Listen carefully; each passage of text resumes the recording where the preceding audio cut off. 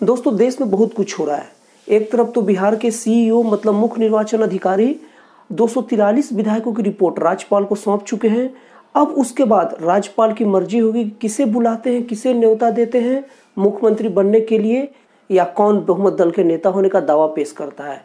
चलिए खैर, ये सब तो संवैधानिक चीज़ें हैं, ये सब होते रहेगी। लेकिन इसमें देखने वाली बात यह है कि राष्ट्रीय जनता दल आरजेडी के प्रमुख तेजस्वी यादव जी ने निर्वाचन आयोग पर यह आरोप लगाया है कि चुनाव में धांधली हुई है। अगर फिर से मतगणना करवा दी जाए तो उनकी 20 सीटें कम से कम बढ़ जाएगी। तो मैं तेजस्वी यादव जी से कहना चाहता हूं कि 2015 में महागठबंधन की बम्पर सीटें आई थी और जिसमें आरजेडी का सबसे ज़्यादा सीट था और महागठबंधन की सरकार बहुत ही ज़्यादा जबरदस्त तरीके से बनी थी। तो उस वक्त आपने एक क्यों नहीं कहा था कि सीटों का रिकाउंटिंग होना चाहिए।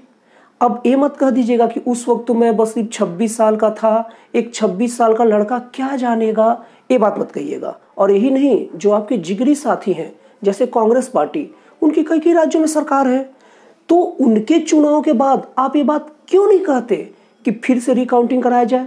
मतलब कि आपके नज़र में रिकाउंटिंग तभी होना चाहिए जब आप या आपके समर्थन वाली कोई दल हार जाए, और उस वक्त रिकाउंटिंग की जरूरत ही नहीं पड़ती जब आप जीत गए। आपकी हाल तो उस रोंटी खिलाड़ी की तरह हो गई है कि जब वो हारता है तो रोना चालू कर देता है, चीटिंग हुई है, और जब जीतता है तो दिखाता है वाह देखो कैसे खेलते हैं, ऐसे खेला जाता है। तेजस्वी जी, भारत का जो निर्वाचन आयोग है ना, उसका लोहा भारत ही नहीं पाकिस्तान भी मानता है। अब सोचिए हमारे निर्वाचन आयोग का चर्चा हमारे दुश्मन मुल्क में है। वो मानता है कि निर्वाचन आयोग होना चाहिए तो भारत के निर्वाचन आयोग की तरह होना चाहिए, और आप उसकी इज्जत को बर्बाद कर रहे हैं, वो भी थोड़ी सी राजनीतिक रोटियां सेकने के लिए।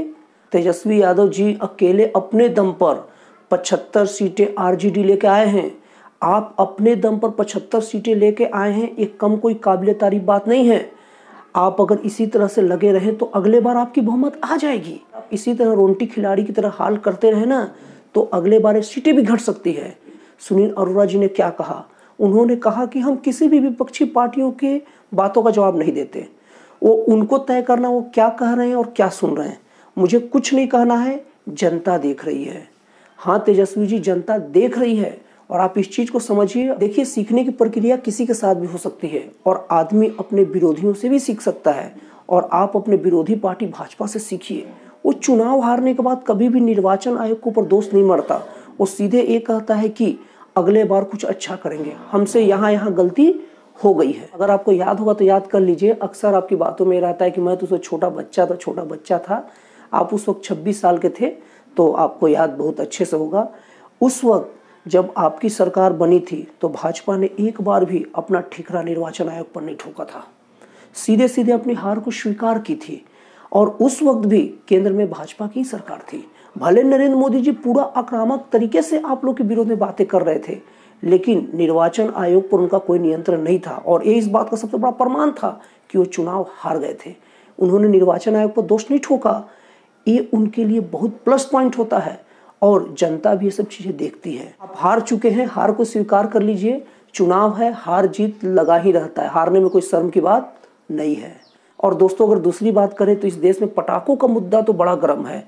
हर राज्य इस बात में लगा हुआ है कि पटाखों पर बैन करें, क्योंकि इससे पोल्यूशन फैलता है, और ये बात सही भी है, पटाखों को बैन किया जाना चाहिए। लेकिन पटाखों पर बैन करते समय पटाखे व्यापारियों का भी ध्यान रखा जाना चाहिए, और पटाखों का बैन एक सिस्टमेटिक वे में किया जाना चाहिए। झटके में पटक नहीं दिया जाना चाहिए कि अब पटाखे बैन हो जाएंगे। दोस्तों, आप लोगों को पता ही होगा कि दिल्ली इस वक्त बहुत बड़े प्रदूषण के दौर से गुजर रहा है, और इसी को देखते हुए कुछ दिन पहले ही दिल्ली सरकार द्वारा पटाखों पर बैन कर दिया गया था, लेकिन ग्रीन पटाखों को बैन से बाहर रखा गया था।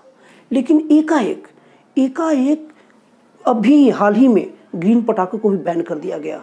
अब सोचिए, पूरे के पूरे व्यापारी ग्रीन पटाखों का स्टॉक जमा कर लिए और आप उनको बैन कर दिए, तो वो उस वक्त उनके माल को क्या करेंगे। अब सोचिए, उनके पास तो स्टॉक जमा हो गया और अपनी पूरी पूंजी उसमें लगा दी गई, और वो इस नाम पर लगाए कि इसके बाद इससे बेच के कुछ प्रॉफिट कमाएंगे। तो उन लोग का तो पूंजी जाम हो गया ना, उन लोग की आर्थिक स्थिति तो बिगड़ गई ना। देखिए, प्रदूषण पर कंट्रोलिंग बहुत जरूरी है, वो पूरे देश के लिए अच्छा है, लेकिन पूरे एक देश की भलाई के लिए कोई एक वर्ग को पूरी तरह से बलि चढ़ा देना, ये कहाँ का न्याय है। दोस्तों क्यों ना ऐसा किया जाए कि कोई तीसरा रास्ता अपनाया जाए। जो पटाखा व्यापारी अपने पटाखे खरीद लिए हैं, जो अपना स्टॉक जमा कर लिया है, उनको उसके चिल्लड़ भाव से पटाखे सरकार द्वारा खरीद लिया जाए। मानता हूं इससे आर्थिक क्षति होगी थोड़ी, लेकिन एक वर्ग है जो पूरी तरह से बर्बाद होने से बच जाएगा। दिल्ली सरकार को इसका अंदाजा होगा या नहीं होगा ये पता नहीं, लेकिन उस पर क्या बीतती होगी जब पूरा का पूरा माल खरीद कर लाया, स्टॉक भर दिया, वो भी सरकार के कह के अनुसार कि ग्रीन पटाखे बैन नहीं है, और अब एकाएक बोल रहे हैं कि ये बैन हो गया। वो क्या करेगा बेचारा? वो खराब स्थिति में पहुंच जाएगा।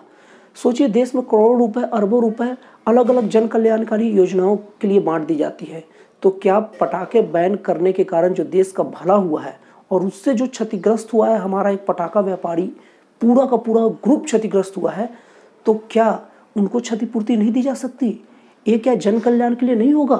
दोस्तों, आप चाहे पटाखा व्यापारी हो या पटाखा व्यापारी ना हो, चाहे आप बिजनेसमैन हो चाहे बिजनेसमैन ना हो, अगर आपको ये मेरी बात पसंद आई हो तो प्लीज़ आप इस वीडियो को लाइक करके मुझे इंडिकेट कीजिए कि आपको ये बात पसंद आई है।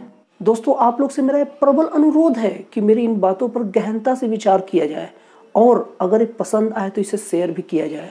तो दोस्तों, फिर मिलते हैं अगले वीडियो में एक नए और एक जन कल्याणकारी विचारों के साथ।